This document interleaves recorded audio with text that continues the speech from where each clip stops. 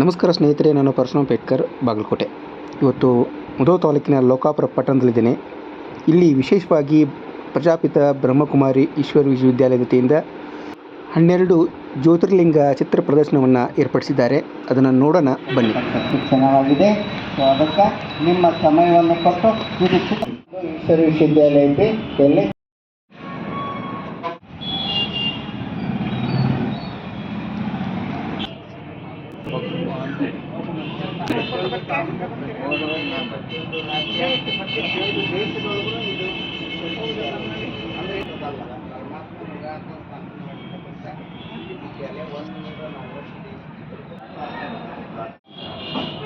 ಈ ಒಂದು ಪ್ರಜಾಪಿತ ಬ್ರಹ್ಮಕುಮಾರಿ ಈಶ್ವರ ವಿಶ್ವವಿದ್ಯಾಲಯ ವತಿಯಿಂದ 12 ಜ್ಯೋತಿರ್ಲಿಂಗಮ್ದ ಒಂದು ಪೆಂಡಾಲ್ ಅಥವಾ ಚಿತ್ರ ಪ್ರದರ್ಶನ ಕಾರ್ಯಕ್ರಮವನ್ನು ನಾವು ಹಮ್ಮಿಕೊಂಡಿದ್ದೀವಿ. ಇದರ ಉದ್ದೇಶ ಇಷ್ಟೇ, ಜನಗಳಲ್ಲಿ ಆಧ್ಯಾತ್ಮಿಕತೆಯನ್ನು ಜಾಗೃತ ಮಾಡೋದಕ್ಕೋಸ್ಕರ ಈ ಒಂದು ಶಿವನ ದರ್ಶನವನ್ನು ಪಡೆದು ಪ್ರತಿಯೊಬ್ಬರೂ ಕೂಡ ಧನ್ಯರಾಗಬೇಕು. ಶಿವನ ಪರಿಚಯ, ಸತ್ಯವಾದ ಪರಿಚಯನ ಎಲ್ಲರಿಗೂ ಮೂಡಿಸೋದಕ್ಕೋಸ್ಕರ ಅಥವಾ ಎಲ್ಲರಿಗೂ ಅದನ್ನು ತಿಳಿಪಡಿಸೋದಕ್ಕೋಸ್ಕರ ಈ ಒಂದು ಆಧ್ಯಾತ್ಮಿಕ ಚಿತ್ರ ಪ್ರದರ್ಶನ ಒಂದು ಕಾರ್ಯಕ್ರಮ ನಾವು ಹಮ್ಮಿಕೊಂಡಿದ್ದೀವಿ. ಪ್ರತಿಯೊಂದು ದೇವಸ್ಥಾನದ ಮಹಿಮಾ ಪ್ರತಿಯೊಂದರದ್ದು ಅದರದ್ದೇ ಆಗಿರ್ತಕ್ಕಂಥ ಒಂದು ವಿಶೇಷತೆಯನ್ನು ಹೊಂದಿರತಕ್ಕಂಥದ್ದು. ಇಲ್ಲಿ ಜನಗಳಲ್ಲಿ ಅಜ್ಞಾನತೆ ಅಂತಕ್ಕಂಥ ಹೊಡೆದೋಡಿಸಿ ಸತ್ಯ ಜ್ಞಾನದ ಕಡೆಗೆ ಮುಖವನ್ನು ಮಾಡಿಸುವಂಥದ್ದು, ಸತ್ಯದ ದಾರಿ ಕಡೆಗೆ ಅವ್ರನ್ನೆಲ್ಲ ಕರ್ಕೊಂಡು ಹೋಗ್ತಕ್ಕಂಥ ಒಂದು ಉದ್ದೇಶ ಈ ಒಂದು ಪ್ರಜಾಪಿತ ಬ್ರಹ್ಮಕುಮಾರಿ ಈಶ್ವರ ವಿಶ್ವವಿದ್ಯಾಲಯದ ಮುಖ್ಯ ಗುರಿಯಾಗಿದೆ.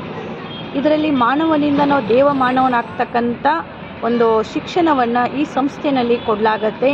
ಯಾವ ನಮ್ಮ ಭಾರತ ಮೊದಲು ದೇವತೆಗಳ ನಾಡಾಗಿತ್ತು ಅಥವಾ ದೈವಿ ಗುಣಗಳಿಂದ ಹೊಂದಿರತಕ್ಕಂಥ ದೇವತಾ ಜಗತ್ತಾಗಿತ್ತು ಅಥವಾ ಮೌಲ್ಯ ಗುಣಗಳನ್ನು ತುಂಬಿರ್ತಕ್ಕಂಥ ನಮ್ಮ ಭಾರತ ದೇಶ ಆಗಿರುವಂಥದ್ದು, ಅಂಥದ್ದು ಇವತ್ತು ಯಾವ ಮಟ್ಟಕ್ಕೆ ಬಂದಿದೆ ನಮ್ಮ ದೇಶ ಅಂತಂದರೆ ಎಲ್ಲ ಮೌಲ್ಯ ಗುಣಗಳನ್ನ ಕಳ್ಕೊಂಡು ಮಾನವ ಇವತ್ತು ದುರ್ಮಾರ್ಗಗಳಿಗೆ ಬಲಿಯಾಗ್ತಾ ಇದ್ದಾರೆ, ದುಷ್ಟ ಸಂಘಗಳಿಗೆ ಬಲಿಯಾಗ್ತಿದ್ದಾರೆ ಅಥವಾ ಒಂದು ಕರ್ಮಗಳಿಗೆ ಬಲಿಯಾಗಿ ಇವತ್ತು ನಮ್ಮ ಭಾರತ ದೇಶ ಭ್ರಷ್ಟಾಚಾರ ಅನ್ನಿಸ್ಕೊಳ್ಳೋಷ್ಟು ಮಟ್ಟಿಗೆ ಬಂದಿದೆ.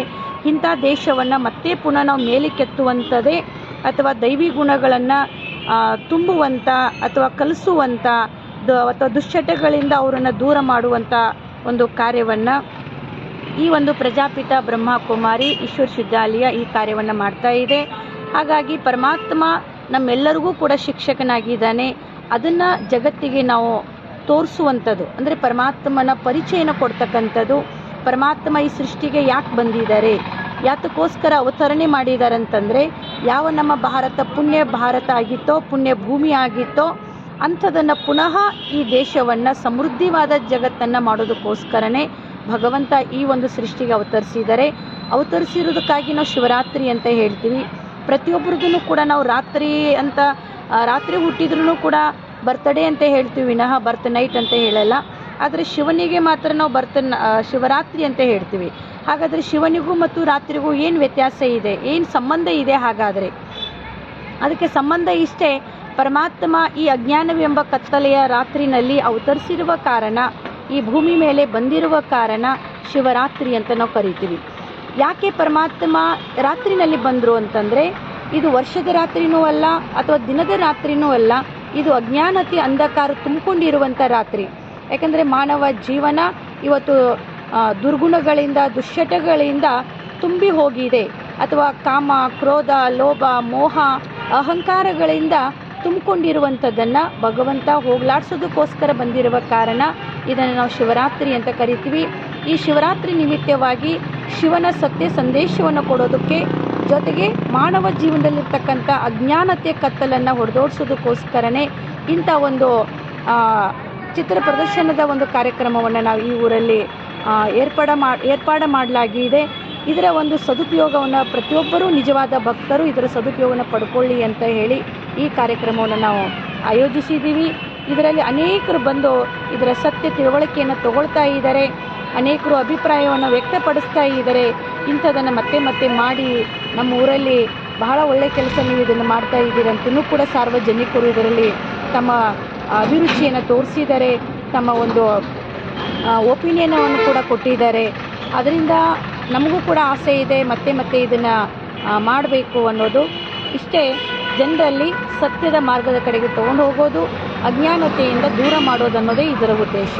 ಎಷ್ಟು ಶಿವಲಿಂಗಗಳನ್ನು ಇಲ್ಲಿ ನಾವು 12 ಶಿವಲಿಂಗಗಳನ್ನು ಇಟ್ಟಿದ್ದೀವಿ, ಬಾರಾ ಜ್ಯೋತಿರ್ಲಿಂಗಂ ಅಂತೇಳಿ. ಈ ಬಾರಾ ಜ್ಯೋತಿರ್ಲಿಂಗದ ದರ್ಶನವನ್ನು ಎಲ್ಲರೂ ಮಾಡಿಕೊಳ್ಳಿ. ಅದರ ಪ್ರತಿಯೊಂದರದ್ದು ಅದರದ್ದೇ ಆಗಿರ್ತಕ್ಕಂಥ ವಿಶೇಷತೆಗಳಿದೆ. ಈಗ ಸೋಮನಾಥ ಅಂತ ಹೇಳ್ತೀವಿ, ಪರಮಾತ್ಮ ನಿಜವಾದ ಜ್ಞಾನಾಮೃತವನ್ನು ಸೋಮರಸವನ್ನು ಕೊಡುವ ಕಾರಣ ಸೋಮನಾಥ ಅಂತ ಕರಿತೀವಿ. ಹಾಗೆ ಪಶುಪತಿನಾಥ ಅಂತ ಹೇಳ್ತೀವಿ. ಯಾವ ಮಾನವನ ಬುದ್ಧಿ ಇವತ್ತು ಪಶು ಸಮಾನಾಗಿದೆ, ಹೇಗೆ ನಾವು ಮಾತಿಗೆ ಬೈತೀವಿ ಪಶು ಇದೆಯಾ ಅಂತೇಳಿ, ಅಂದರೆ ಪರಮಾತ್ಮ ಪಶುಗಳಿಗೆ ಮಾಲಕನಲ್ಲ, ಪರಮಾತ್ಮ ಪಶುಗಳನ್ನು ಇಲ್ಲಿ ಕಾಯ್ತಾ ಇದ್ದಾನೆ ಅಂತಲ್ಲ. ಮನುಷ್ಯನ ಬುದ್ಧಿ ಇವತ್ತು ಪಶು ಸಮಾನಾಗಿದೆ. ಅಂಥ ಬುದ್ಧಿಯನ್ನು ಶ್ರೇಷ್ಠ ಬುದ್ಧಿಯನ್ನಾಗಿ ಮಾಡೋದೇ ಇದು ಪರಮಾತ್ಮನ ಕರ್ತವ್ಯ. ಅದಕ್ಕಾಗಿ ಪಶುಪತಿನಾಥ ಅಂದರೆ ಪಶುಪತಿನಾಥ, ಕೇದಾರನಾಥ, ಬಬುಲುನಾಥ, ಸೋಮನಾಥ, ವಿಶ್ವನಾಥ, ಅಥವಾ ಅನೇಕ ದೇವಸ್ಥಾನಗಳೇನೋ ಕೇದಾರನಾಥ ಅಂತ ಹೇಳ್ತೀವಿ, ರಾಮೇಶ್ವರ, ಇವೆಲ್ಲ ಪರಮಾತ್ಮನ ಒಂದು ಭಿನ್ನ ಭಿನ್ನವಾಗಿರುವಂಥ ಕರ್ತವ್ಯಗಳು. ಹೇಗೆ ಪರಮಾತ್ಮ ಒರಿಜಿನಲ್ ಹೆಸರು ಶಿವ ಆಗಿದ್ರೂ ಪರಮಾತ್ಮನಿಗೆ ಹಲವಾರು ರೀತಿಯಿಂದ ಯಾಕೆ ಕರೀತಾರೆ ಅಂತಂದರೆ, ಪರಮಾತ್ಮ ಈ ಭೂಮಿಗೆ ಬಂದು ಬೇರೆ ಬೇರೆ ಕರ್ತವ್ಯಗಳನ್ನು ಮಾಡ್ತಾ ಇದ್ದಾರೆ. ಆ ಕರ್ತವ್ಯಗಳನ್ನು ಮಾಡುವ ಕಾರಣ ಹೆಸರನ್ನು ಅವ್ರಿಗೆ ಮಹಿಮಾ ರೂಪದಲ್ಲಿ ನಾವು ಹೊಗಳಿಕೆಯನ್ನು ಅಥವಾ ಪ್ರಾರ್ಥನೆಯನ್ನು ನಾವು ಮಾಡ್ತೀವಿ, ಮಹಿಮೆಯನ್ನು ಮಾಡ್ತೀವಿ. ಅದಕ್ಕೆ ಹೇಳ್ತಾರೆ ದೇವನೊಬ್ಬ ನಾಮ ಹಲವು ಅಂತ. ಭಗವಂತ ಒಬ್ಬನೇ ಆಗಿದ್ರೂ ಅವನಿಗೆ ಹಲವಾರು ರೀತಿ ಮಹಿಮೆಯಿಂದ ನಾವು ಕೊಂಡಾಡ್ತೀವಿ, ಹೊಗಳ್ತೀವಿ. ಯಾಕೆಂದರೆ ಆ ಕರ್ತವ್ಯಗಳನ್ನು ಭಗವಂತ ಬಂದು ಮಾಡಿದ್ದಾರೆ ಈ ಭೂಮಿ ಮೇಲೆ. ಈ ಮೊದಲು ಕೂಡ 5,000 ವರ್ಷದ ಇದೊಂದು ಕಾಲಚಕ್ರ. 5,000 ವರ್ಷದ ಮೊದಲು ಕೂಡ ಪರಮಾತ್ಮ ಈ ಸೃಷ್ಟಿಗೆ ಬಂದು ತನ್ನ ಕರ್ತವ್ಯಗಳನ್ನು ಮಾಡಿ ಹೋಗಿದ್ದಾರೆ. ಮತ್ತೆ ಪುನಃ ಇದನ್ನು ಮಾಡೋದಕ್ಕೋಸ್ಕರ ಈ ಭೂಮಿಗೆ ಅವತರಿಸಿದ್ದಾರೆ. ಈ ಭೂಮಿಗೆ ಅವತರಿಸಿ ಈಗಾಗಲೇ ಪರಮಾತ್ಮ 87 ವರ್ಷ ಮುಗಿದು 88ನೇ ವರ್ಷ ಪ್ರಾರಂಭ ಇದೆ. 88 ವರ್ಷದಿಂದ ಈ ಪ್ರಜಾಪಿತ ಬ್ರಹ್ಮಕುಮಾರಿ ಈಶ್ವರ ವಿಶ್ವವಿದ್ಯಾಲಯದ ಒಂದು ನಿರತವಾಗಿ ಸತತವಾಗಿ ಕಾರ್ಯ ಇದು ನಡೀತಾನೇ ಇದೆ. ಇದರ ಸದುಪಯೋಗ ಸಾರ್ವಜನಿಕರು ತಗೊಳ್ಳಿ ಅಂತ ಹೇಳಿ ಒಂದು ಅಟ್ರಾಕ್ಷನ್ ರೂಪದಲ್ಲಿ ಇದನ್ನು ನಾವು ಹಮ್ಮಿಕೊಂಡಿದ್ದೀವಿ. ಯಾಕಂದರೆ ಜನಗಳಿಗೆ ಇವತ್ತು ಅಟ್ರಾಕ್ಷನ್ ಅನ್ನುವಂಥದ್ದು ಜಾಸ್ತಿ ಬೇಕಾಗಿರುವಂಥದ್ದು. ಆ ರೂಪದಿಂದ ನಾವು ಕೂಡ ಅವ್ರಿಗೆ ಇದರ ಅಟ್ರಾಕ್ಷನ್ ಮಾಡಿ ಅದರಿಂದ ಸರಿಯಾದ ದಾರಿಗೆ ಅವರನ್ನು ಕರ್ಕೊಂಡು ಹೋಗಬೇಕು, ಸರಿಯಾದ ಮಾಹಿತಿಯನ್ನು ಅವ್ರಿಗೆ ಕೊಡಬೇಕು. ಮನುಷ್ಯನ ಜೀವನದಲ್ಲಿರ್ತಕ್ಕಂಥ ಅಜ್ಞಾನ, ಅಂಧಕಾರ, ಮೂಢನಂಬಿಕೆ, ಅಂಧವಿಶ್ವಾಸ ಅಂತಕ್ಕಂಥ ಕತ್ತಲು ತುಂಬಿಕೊಂಡಿದೆ. ಇದರಿಂದ ಜನರನ್ನು ಹೊರತೆಗೆದು ಸತ್ಯದ ದಾರಿನಲ್ಲಿ ಅಥವಾ ಸತ್ಯದ ಒಂದು ಮಾರ್ಗದಲ್ಲಿ ಅವರನ್ನು ನಡೆಸ್ಕೊಂಡು ಹೋಗಿ ಅವರನ್ನು ಪರಿವರ್ತನೆ ಮಾಡಿ ಸುಂದರವಾಗಿರ್ತಕ್ಕಂಥ ಬದುಕನ್ನು ಅವ್ರ ಜೀವನದಲ್ಲಿ ಸುಖ ಶಾಂತಿಯನ್ನು ಪಡೀಲಿ ಅನ್ನುವಂಥ ಒಂದು ಸಂದೇಶವನ್ನು ಕೊಡೋದಕ್ಕೋಸ್ಕರ ಇಂಥ ಒಂದು ಕಾರ್ಯಕ್ರಮವನ್ನು ಮಾಡ್ಕೊಂಡಿದ್ದೀವಿ. ಸೊ ಇದರಿಂದ ಅನೇಕರು ಲಾಭ ಮಾಡ್ಕೊಂಡಿದ್ದಾರೆ.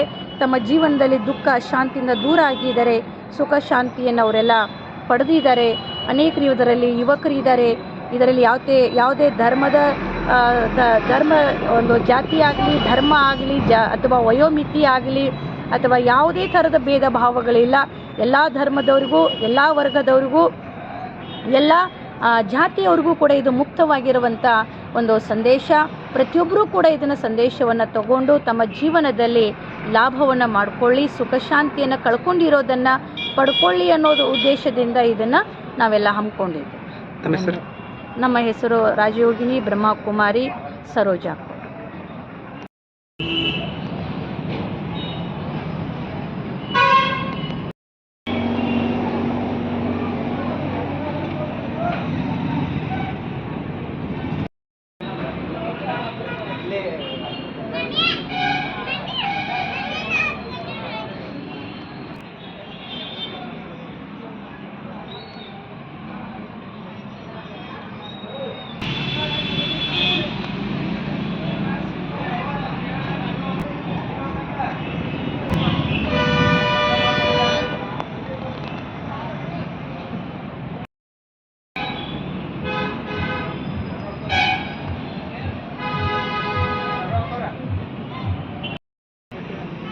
ಇಂಡಿಯಾದಾಗೆ ಅಮೌಂಟ್ ತಗೋರಾದು ಇದೊಂದು ಯೂನಿಟ್ ಅಷ್ಟೇ ಅಲ್ಲಿ ಪರಿಚಯ ಆಗಬೇಕು.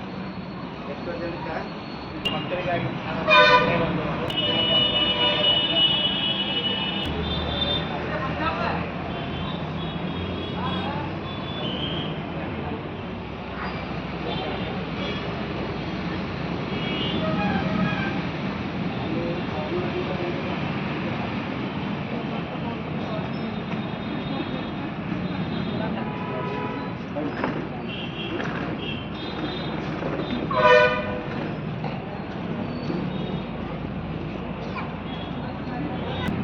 ಇಲ್ಲೇ ಐತಿ